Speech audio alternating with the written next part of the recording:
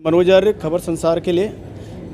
आज आईएमए का सेमिनार हो रहा है। तमाम डॉक्टर आए हुए हैं, पूरे उत्तराखंड से आए हैं। उत्तराखंड ही नहीं, हरियाणा, नोएडा, गुड़गांव, तमाम विषय विशेषज्ञ हैं। कोई रोबोटिक सर्जरी का है, कोई कैंसर का है, कोई डायग्नोस्टिक का है। तो तमाम लोग आए हैं। हमने 2-4 के व्याख्यान भी सुने।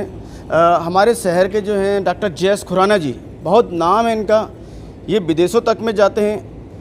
और हल्द्वानी का जो सबसे बड़ा, मतलब टीआरपी के मामले में कहें चाहे पेशेंट के मामले में कहें, तो सबसे बड़ा नाम KHRC या डॉक्टर खुराना, दोनों एक दूसरे के पर्याय हैं। तो डॉक्टर साहब हमारे बीच बैठे हुए हैं। डॉक्टर साहब, बहुत बहुत स्वागत। आप एक अपने आप में एक हस्ती हैं, एक नाम है।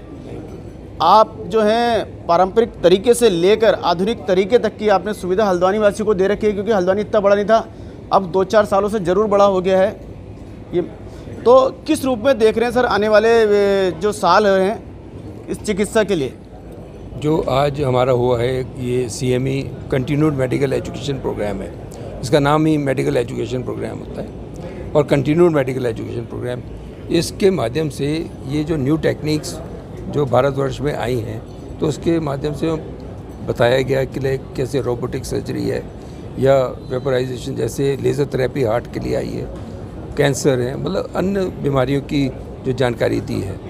तो देखिए, डेफिनेटली अब हल्द्वानी एक बहुत बड़ा हब हो गया, मेडिकल हब हो गया है। काफ़ी मतलब एक न्यूरो सर्जरी ले लें या ट्रॉमा यूनिट ले लें या कोई भी अगर डिपार्टमेंट ले, तो बहुत आगे बढ़ गया है। डेफिनेटली कुछ टेक्निक जो नई आई हैं, तो कमिंग टाइम पे मैं सोचता हूँ कि मे बी 1-2 साल या 3 साल के बाद वही टेक्निक्स हल्द्वानी में भी आएंगी। जो भी मेट्रोज़ में जो भी टेक्निक्स आती हैं, तो डेफिनेटली वो बाहर से आए, क्योंकि उनके पास फंड्स की कमी नहीं होती है, तो डेफिनेटली वो पहले आते हैं।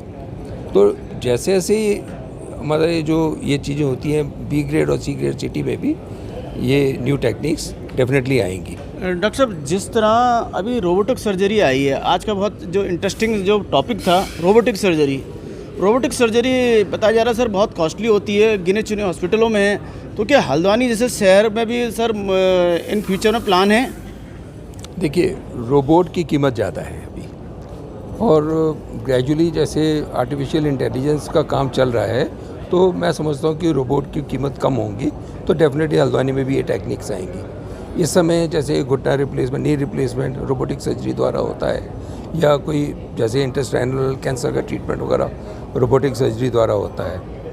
परंतु जो अभी, क्योंकि हल्द्वानी में इस तरह का कोई कॉर्पोरेट सेक्टर नहीं है जो कि एक रोबोट खरीदे और उसके बाद टेक्निक करे, पर डेफिनेटली जैसे जैसे इसकी कीमत कम होगी, तो छोटे अस्पतालों में भी ये टेक्निक जरूर आएगी। डॉक्टर साहब, कैंसर की जो दवाइयाँ होती हैं, अभी निर्मला सीतारमण ने भी 28% GST दी इन कॉस्टली दवाओं में, तो उसको जो है किसी में 5% रख दिया, किसी में बिल्कुल नील कर दिया है। उसमें एक इंजेक्शन था, नाम मैं भूल रहा हूँ, 65 लाख का था, पड़ता था, तो काफ़ी कॉस्टली था। उसको भी उन्होंने GST लग के, 28% GST लगता था। तो इस तरह की सर चीज़ें करी है सरकार ने, तो इसको किस रूप में देखते हैं? मोदी सरकार जैसे कर रही है, क्योंकि PM मोदी हैं। देखिए, मेरी तो आपके चैनल के माध्यम से एक प्रार्थना रहेगी कि जो भी लाइफ जो सेविंग चीज़ें होती हैं, ड्रग्स हैं, ऑक्सीजन है, इसमें GST नहीं लगना चाहिए।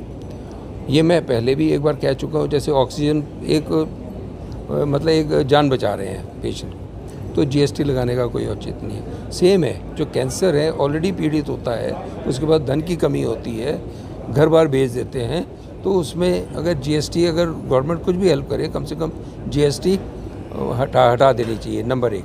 नंबर 2, जो भी मेडिसिन बाहर से आती हैं, जो एक्सपेंसिव मेडिसिन है, जो गरीब आदमी नहीं खरीद सकता है, उसका सब्सिडाइज्ड रेट में गवर्नमेंट यहाँ पर लाने की कोशिश करे और उसमें इंपोर्ट ड्यूटी हटा दें, तब जाके ये दवाइयाँ कुछ सस्ती होंगी। और एक पॉलिसी लानी पड़ेगी हेल्थ सर्विसेज के लिए कि जो भी महंगी दवाइयाँ हैं उसमें इंपोर्ट ड्यूटी हटा दें, GST हटा दें, उसके टैक्सेस हटा दें। तो ये एक हमारे जो मरीजों, गरीब मरीजों के लिए है, ये काफ़ी अच्छा मतलब सेवा, एक वहाँ का उनकी हम सेवा कर सकते हैं। जी, आपने देखा किस तरह डॉक्टर साहब, हमारे पुराने डॉक्टर हैं, सारे अनुभव बताए। उनका कहना है कि अगर सरकार GST हटा दे, भाई जीवन यापी ऑक्सीजन हो गई, तमाम जो मेडिकल इक्विपमेंट हैं, तमाम सुविधाएं हैं, तो गरीबों को भी लाभ मिल सकेगा इसका।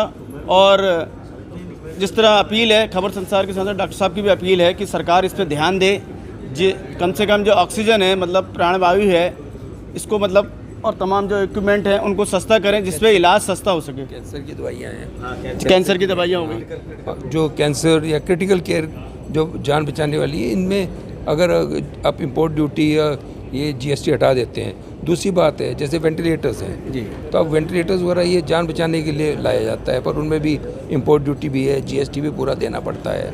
Is not a luxury item, पर जीएसटी वो पूरा चार्ज कर। देखिए जिस तरह डॉक्टर साहब ने बताया कि ये लग्जरी आइटम नहीं है, जीवन के लिए बेहद ज़रूरी है। हर व्यक्ति की, चाहे वो अमीर हो चाहे गरीब हो, हर आदमी को जीने का अधिकार है, उसको इलाज का अधिकार है, तो ये ज़रूरी है बेहद। देखिए हमारी भी अपील है धामी जी से कि अपना स्टेट में इसको माफ़ करें, क्रिटिकल जो इलाज होते हैं। धन्यवाद डॉक्टर साहब।